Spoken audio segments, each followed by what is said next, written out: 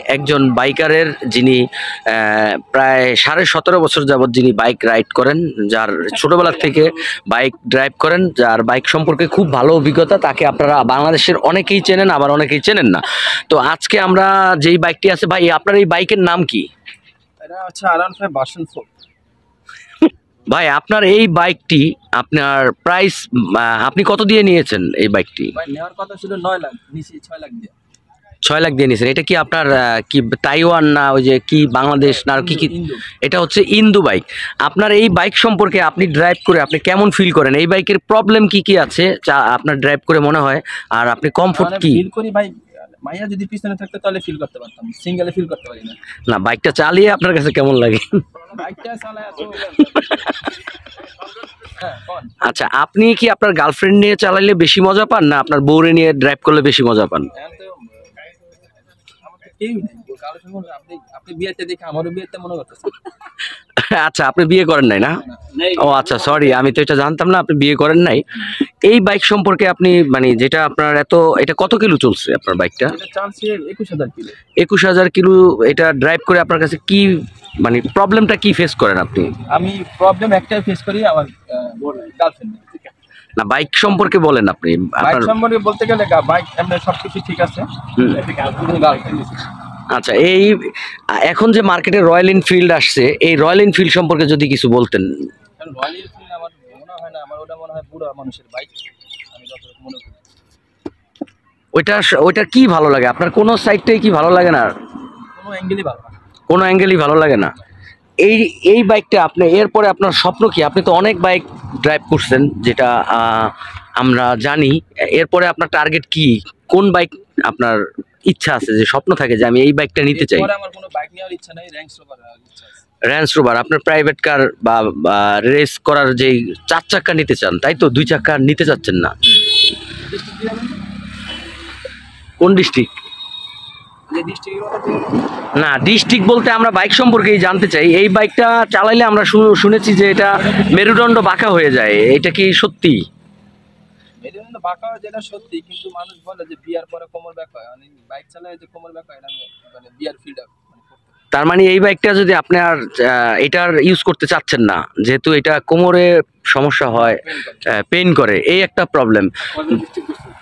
যারা বিবাহিত মানুষ তাদের এই বাইকটা নেওয়া উচিত, কারণ বাইক চালানোর পরে বউ মালিশ করে দেবে।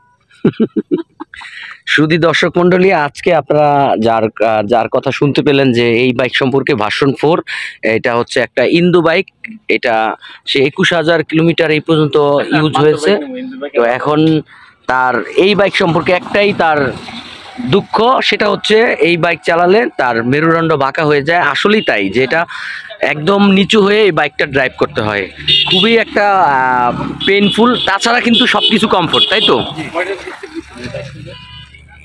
এই বাইক চালায় আপনি তো মাত্র 21,000 কিলো চলছে, হয়তো বা এটা নিয়ে আপনি বেশি ডিস্ট্রিক্ট ঘুরতে পারেন নাই। তারপর আনুমানিক কতটা ডিস্ট্রিক্ট হবে?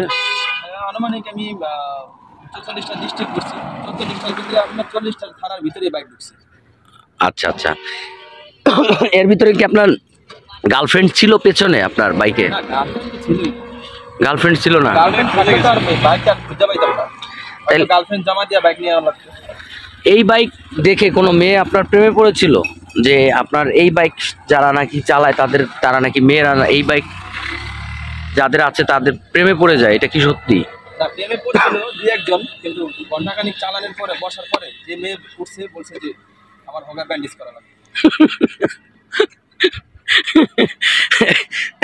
তাইলে যখন এই বাইক চালানোর পরে যখন আপনার বউ উঠবে, তখন আপনি কি করবেন? বউরে কি এই বাইকে উঠাইতে চান না, 4 চাকায় উঠাইতে চান? কষ্টের কথা কইেন না, আমার বিয়ে হইতেছে না, এমনি বিয়ে হইতেছে না। আচ্ছা, আজকে এই একজন রাইডার, বাইক রাইডার, একজন ট্রাভেল ক্রেজি, ভ্রমণ পাগলা। হ্যাঁ ভাই, আপনার নাম কি? আমার নাম হচ্ছে অনুপম খান ওরফে সোদামিয়া।